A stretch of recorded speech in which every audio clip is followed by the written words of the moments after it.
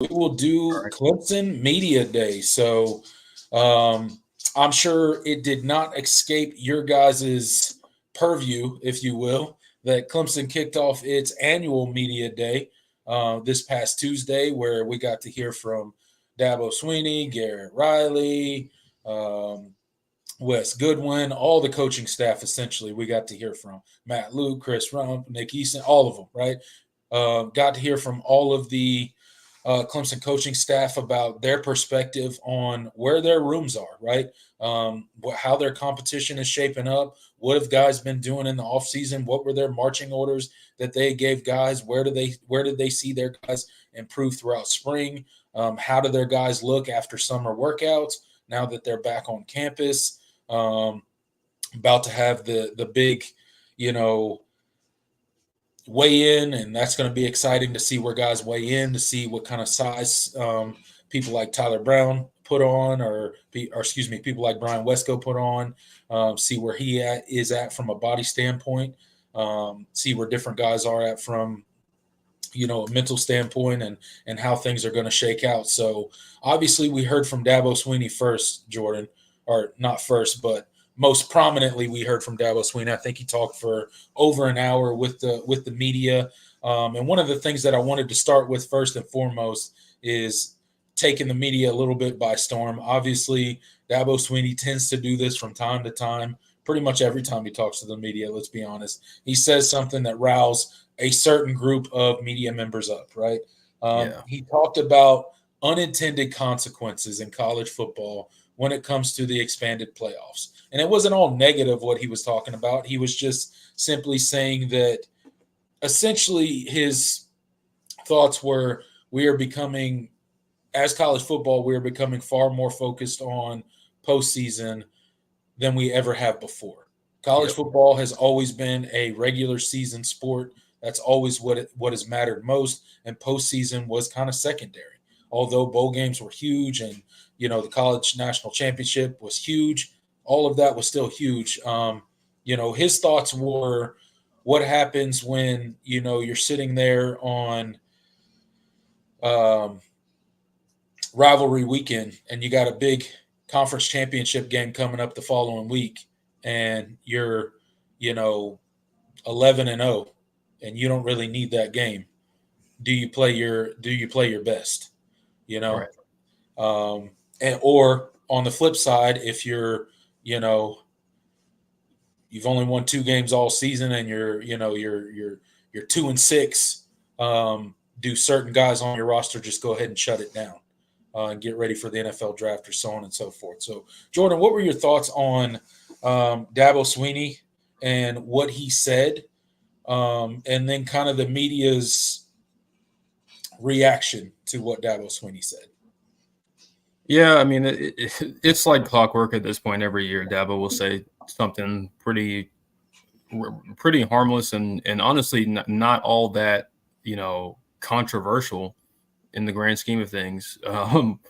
And the media will freak out and say, "Oh, Dabo's stuck in his ways. He won't. He hates this. He hates that." He hadn't said anything like that, but obviously voicing some concerns that he has about the direction of the sport. Not, it's not something. It's not where he says like we're in a worse place than we were before or anything like that. He's just said, okay, well, there's change change is change, but not everything that comes with change is good. And so that was, I mean, I think that's one thing that he was driving home, and just a concern that he had. But people, are going to construe that as Dabo hates the 12-team playoff, and Dabo hates this, and Dabo hates that. So, um, the media was, I didn't really even listen much to the media. I know Feinbaum said something. I didn't even bother listening to it. Yeah. I don't really care what he has to say. But that's just kind of the reality of um, that's the reality of Dabo Swinney and his relationship with the media. When he says something, it's gonna generate reactions, and that's kind of the reality of it. Yeah, absolutely. And look, I don't think Dabo Swinney said anything groundbreaking or really anything controversial. You go look at a Kirby Smart interview from not too long ago. He said something similar to the same effect. Not the exact same thing, but similar concerns he was voicing for the expanded playoff. And, teams may be looking at like, we don't need to win this game, right? And he was saying he hoped that doesn't happen. So, when he says it, it's no big deal. When Dabo says it, it's suddenly controversial, and he hates everything about college football. I assure you, he probably doesn't hate everything about college football currently, but it is a legitimate concern when you think about it logically. You could see those situations playing out, right? Just like once upon a time, it would have been crazy to think of players sitting out of bowl games until it happened for the first time, and now it's normal. Like, it's weird if players get more questions now if they don't sit out and they're a high profile player than if they do sit out, right? So it's not that far fetched to look at some of the stuff, some of the examples that Dabo Swinney gave, and be like, yeah, I could see that being a thing in a couple years. So I don't really think it's that controversial or that crazy. Of course, Feinbaum's going to come out and do his whole rigmarole, his whole Dabo's retarded, Dabo's, brain dead, Dabo's the get off my lawn guy is, I think, how he put it. Feinbaum's an idiot, to be completely frank. He lives off of doing controversial takes like he did. Dabo Swinney was 100% correct in what he said. He didn't say anything bad about the playoff. He just said, hey, because we have expanded to this 12-team playoff, these are some things that I can foresee happening because of it. Unintended consequences, right? But again, Feinbaum's got to go off on his attack Dabo charade. It gets him a bunch of clicks. It gets traction to his shows and to his Twitter page and all of that stuff. So it works out well for Feinbaum when he attacks Dabo. That's why he continues to do it.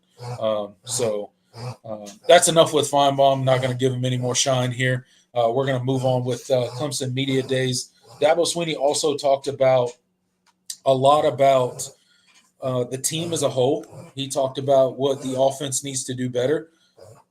Talked about creating explosive plays for the offense. He talked about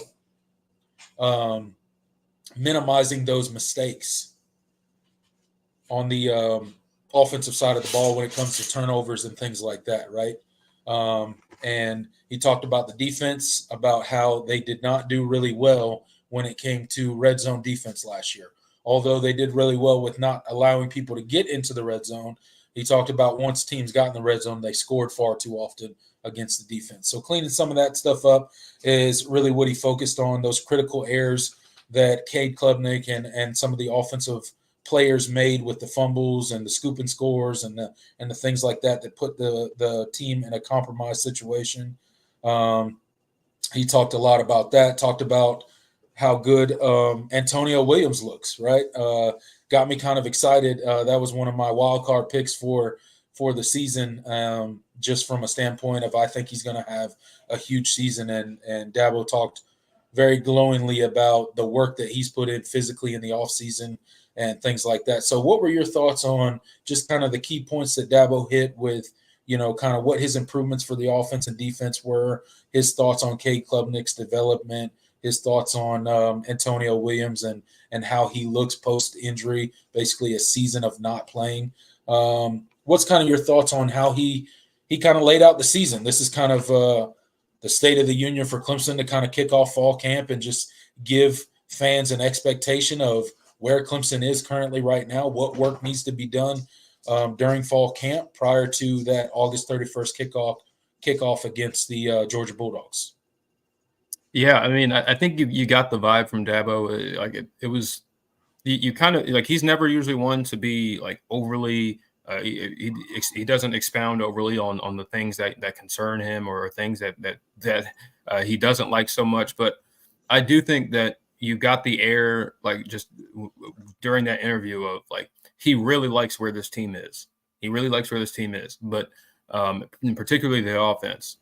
But the reality is there's still some unknowns and there are some things that still need to come together for this team to be the complete offense that we had hoped we would get last year, and that they're trying to be in year 2 under Garrett Riley's system. So I thought that was kind of the thing that jumped out to me.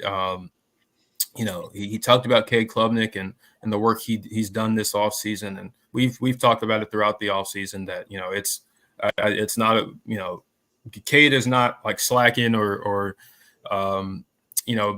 not taking the steps necessary to become a better quarterback, and that's something that's been kind of a major concern, mostly because of the spring game performance not being what people had hoped.